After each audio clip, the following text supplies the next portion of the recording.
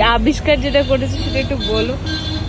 দোকানে যদি বাকি দেয়, তো বাকি দিলে মানে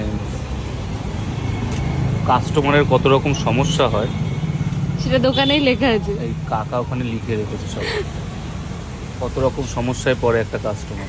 বাকি দেওয়া বন্ধ, বাকি দিলে কাস্টমারের সমস্যা, অসুখ হয়, কেউ না কেউ মারা যায়, অ্যাক্সিডেন্ট বেতন পায় না, আরো নিচে লেখা ইত্যাদি আরো বহু সমস্যার সৃষ্টি হয়। সুতরাং বাকি দিয়ে কাস্টমারের এত সমস্যা করা আইনত দণ্ডনীয় অপরাধ।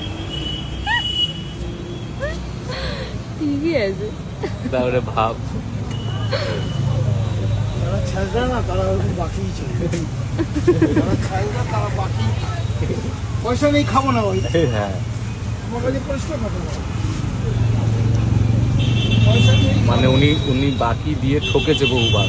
প্রচুর প্রচুর ঠকেছে। বিভিন্ন জায়গায় লেখা রয়েছে ধার চাইয়া লজ্জা দেবেন না, ধার বাকি হইবে না। সব লেবারগুলো আসে, হ্যাঁ হ্যাঁ, টাকা তো কেউ দিতে আসবে না, ও পালিয়ে গেলে আর আসবে না। প্রচুর ঠকেছে।